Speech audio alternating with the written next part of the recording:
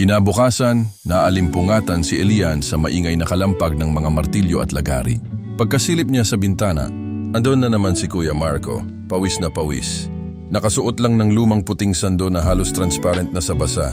Sa bawat galaw ng kanyang braso, kita ang tikas ng muscles niya. Parang nilililok sa tigas ng trabaho.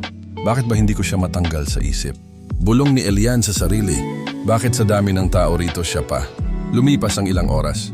Bandang hapon, narinig niyang may kumatok sa gate nila. Paglabas niya, si Marco pala. Elian, meron ba kayong extrang hose? Sira kasi yung amin. Kailangan kong linisin yung semento bago tumigas. Meron po. Saglit lang, kunin ko. Hinila niya ang hose mula sa gilid ng bahay at iniabot kay Marco. Salamat talaga, sabi nito, habang inaayos ang koneksyon sa gripo. Gusto mong tumulong? Basa nga lang. Ngumiti si Elian, nagkibit balikat. Okay lang. Summer naman. Nagtagal sila sa likod ng construction site.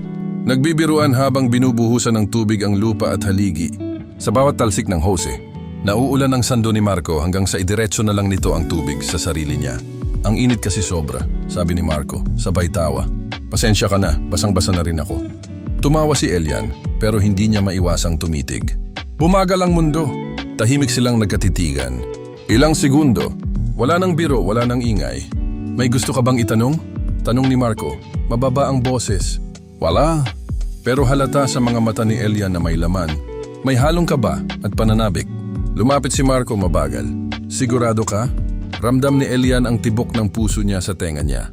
Pero hindi siya umatras. Hindi siya umiwas. Hanggang sa halos magdikit na ang kanilang mga mukha.